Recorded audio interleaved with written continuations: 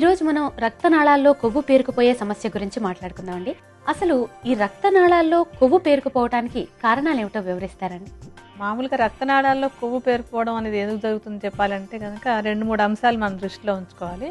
ముఖ్యంగా ఏంటంటే కొవ్వు అంటే కొలెస్ట్రాల్ అంటాం. పైన కనపడే కొవ్వు వేరు, మనకి రక్తనాళాల్లో ఉండేటువంటి కొవ్వు వేరు. ఈ లోపల ఉండేటువంటి కొవ్వుని కొలెస్ట్రాల్ అంటారు. ఈ కొలెస్ట్రాల్ ఏంటంటే చాలా వరకు అంటే ముఖ్యంగా 80% వరకు మన శరీరంలో ఉన్న లివర్లో తయారవుతుంటుంది. అలాగే ఇంకా మిగతా 20% మనం తీసుకునేటువంటి ఆహారం ద్వారా మన శరీరంలో ప్రవేశిస్తుంది అనమాట. ఇలా లివర్లో కొవ్వు కొంచెం ఎక్కువగా తయారు కావడానికి కారణం చెప్పాలంటే కనుక ముఖ్యమైనటువంటి కారణం హెరిడిటరీ అంటాం. ఏంటంటే వంశపారంపర్యంగా మీ ఇంట్లో మీ అమ్మగారికో మీ నాన్నగారికో లేకపోతే పై తరంలో వాళ్ళకో ఎవరికైనా కూడా ఇలాగా కొలెస్ట్రాల్ అనేది ఎక్కువగా ఉన్నట్టయితే కనుక మీకు కూడా వచ్చేటువంటి అవకాశం ఎక్కువగా ఉంటుంది. అంటే ఇప్పుడు ఈ లివర్లో జరగాల్సినటువంటి మెటబాలిజం కనుక సక్రమంగా జరగకపోతే 80% కొవ్వు మన శరీరంలో లివర్లోనే అవుతుంది కనుక అది ఆటోమేటిక్గా అలా తయారయ్యేందుకు అవకాశం ఉంటుంది. అయితే మిగతా 20% మనం తీసుకునేటువంటి ఆహారంలోంచి వస్తూ ఉంటుంది. అందుకని అదేంటంటే మనం తీసుకునే ఆహారంలో కొవ్వు ఎక్కువగా ఉండేటువంటి పదార్థాలు ఎక్కువగా తీసుకున్నట్టయితే కనుక అది కొలెస్ట్రాల్ లాగా మారే అవకాశం ఉంటుంది. అయితే ఇది కూడా 2 రకాల కొలెస్ట్రాల్ ఉంటాయి. అందులో ఒకదాన్ని హెచ్డిఎల్ కొలెస్ట్రాల్ అని, ఇంకొక దాన్ని ఎల్డిఎల్ కొలెస్ట్రాల్ అని అంటారు. హెచ్డిఎల్ అనేదేమో మీరు విని ఉంటారు, బ్యాడ్ కొలెస్ట్రాల్ గుడ్ కొలెస్ట్రాల్ అని చెప్తూ ఉంటారు. అందులో హెచ్డిఎల్ అంటే హై డెన్సిటీ లిపిడ్స్ అంటాం వీటిని. ఈ కొలెస్ట్రాల్ ఏమో శరీరానికి మేలు చేస్తుంది అనమాట. అంటే ఎక్కడైనా రక్తనాళాల్లో కనుక అప్పుడే ఒక కొవ్వు పేరుకుంటూ ఉంటే దాన్ని తగ్గించేసేటువంటి గుణం ఈ హెచ్డిఎల్ అంటే మంచి కొలెస్ట్రాల్కి ఉంటుంది. అలా కాకుండా రెండోది ఎల్డిఎల్ ఏమంటే లో డెన్సిటీ అంటాం దీన్ని. ఈ లో డెన్సిటీ కొలెస్ట్రాల్ ఏంటంటే అది రక్తనాళాల్లో పేరుకుపోతూ ఉంటుంది అనమాట. హెచ్డిఎల్ కొలెస్ట్రాల్ కొంచెం ఎక్కువగా ఉండాలి, ఎల్డిఎల్ కొలెస్ట్రాల్ తక్కువగా ఉండాలన్నమాట. అలా కాకుండా ఈ ఎల్డిఎల్ ఎప్పుడైతే పెరుగుతుందో అప్పుడు ఈ హెచ్డిఎల్ శక్తి సరిపోదన్నమాట. అంటే ఇక తగ్గించేసేటువంటి అంటే కొవ్వు గోడల్లో పేరుకుంటుంటే కరిగించేటువంటి శక్తి మనకు తక్కువ అవ్వటం, ఈ పేరుకుపోయే శక్తి ఎక్కువ అవ్వడం అయిపోయినప్పుడు కొవ్వు పేరుకుంటూ ఉండడం ఎక్కువ జరుగుతూ ఉంటుంది. మరి ఈ విధంగా రక్తనాళాల్లో కొవ్వు పేరుకుపోతూ ఉంటే దీనివల్ల జరిగే దుష్ప్రభావాలు ఏ విధంగా ఉంటాయో వివరిస్తారండి? మన శరీరంలో ఉన్న ప్రతి అవయవానికి ఎంత రక్తం వెళ్ళాలో అంత రక్తం వెళ్తూ ఉండాలి. అలా కాకుండా ఇలాగా ఈ కొవ్వు పేరుకున్నప్పుడు ఏమవుతుందంటే ఈ రక్త ప్రసారం తగ్గటం, లేకపోతే కనుక అక్కడక్కడ రక్తం గడ్డ కట్టడం అనేటువంటి సమస్యలు వచ్చే అవకాశం ఉంటుంది.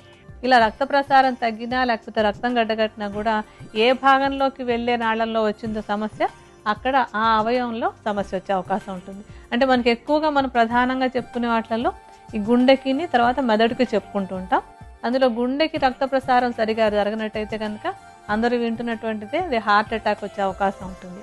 అలాగే మెదడుకి వెళ్లాల్సినటువంటి నాళాల్లో కనుక ఈ కొవ్వు ఎక్కువైపోయో లేకపోతే అక్కడ రక్తం గడ్డగట్టో సమస్య వచ్చినట్టయితే మెదడులో ఏ భాగానికి రక్తం సరఫరా సరిగా జరగదో దానికి సంబంధించిన అవయవంలో అంటే పక్షవాతం లాంటిది ఎక్కువగా కనపడుతూ ఉంటుంది. ఒకవైపు పక్షవాతం రావడం కానీ ఇంకా కొన్ని భాగాల్లో రక్త ప్రసారం జరగకపోతే కనుక ఈ మెదడులో కొన్ని మార్పులు వచ్చి జ్ఞాపక శక్తిలో సమస్యలు వచ్చేందుకు ఇలా ఇంకా తీవ్రమైన సమస్యలు వచ్చేందుకు అవకాశం ఉంటుంది. మరి ఈ రక్తనాళాల్లో కొవ్వు పేరుకుపోకుండా ఉండేందుకు ఎటువంటి జాగ్రత్తలు తీసుకోవాలండి?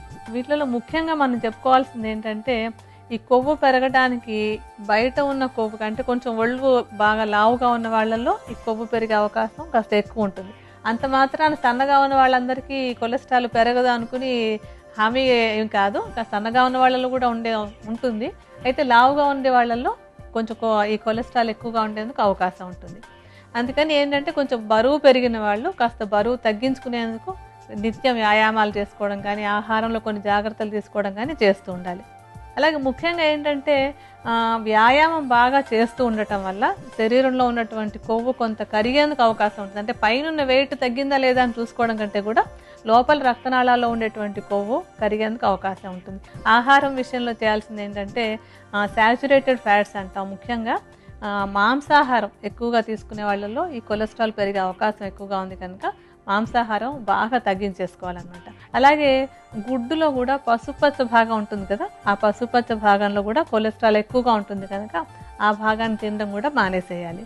ఆ తర్వాత ఏంటంటే మనకి వెన్నకి కొలెస్ట్రాల్ని పెంచేటువంటి గుణం చాలా ఎక్కువగా ఉంది కనుక ఆ వెన్న తీసుకునేటువంటి అలవాటును కూడా తగ్గించేసుకోవాలి. అలాగే నూనె పదార్థాల్లో కూడా ఏంటంటే ఎక్కువగా కాచి మరిగించి, అంటే ఇప్పుడు మనకి ఈ పూరీలు అవి వేయించుకోవడం, తర్వాత బజ్జీలు వేయించుకోవడం అలా చేసేటప్పుడు కొంచెం నూనెను బాగా మరిగిస్తూ ఉంటారు కదా, అలా మరిగించి వేసుకున్నటువంటి నూనె కొలెస్ట్రాల్ని పెంచేటువంటి అవకాశం ఎక్కువగా ఉంటుంది.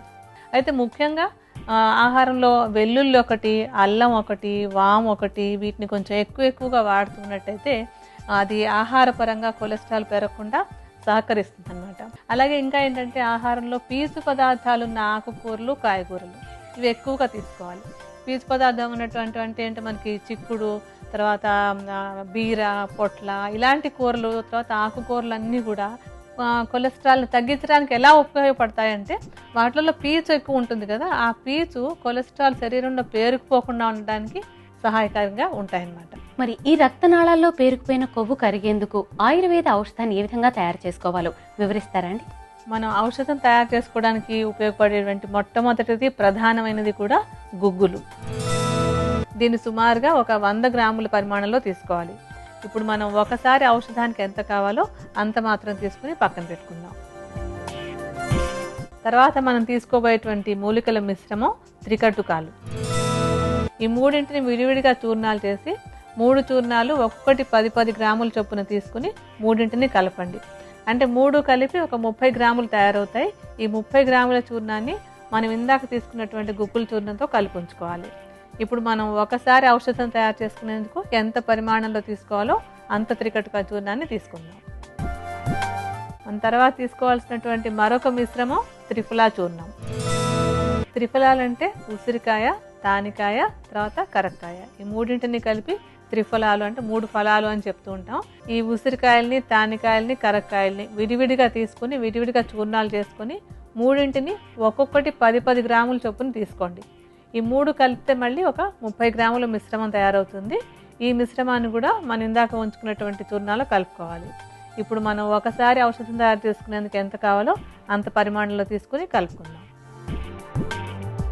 ఇప్పుడు ఔషధానికి కావాల్సినటువంటి మూలికలన్నీ సిద్ధంగా ఉన్నాయి కదా, ఈ మిశ్రమాన్ని బాగా కలుపుకుందాం. ఇలా తయారు చేసుకున్నటువంటి ఔషధాన్ని సుమారుగా 1 నుంచి 3 గ్రాముల పరిమాణంలో, అంటే మీ వయస్సును బట్టి మీ శరీర బరువును బట్టి నిర్ణయించాలి. ఇలా ఉదయం ఒకసారి, సాయంత్రం ఒకసారి 1 నుంచి 3 గ్రాముల పరిమాణంలో కొంచెం గోరువెచ్చని నీటితో కనుక తీసుకుంటున్నట్టయితే ఈ కొలెస్ట్రాల్ బారిన పడకుండా ఉండేందుకు, తద్వారా వచ్చేటువంటి ఇతర రోగాల బారిన కూడా పడకుండా ఉండేందుకు రక్షణ కలుగుతుంది.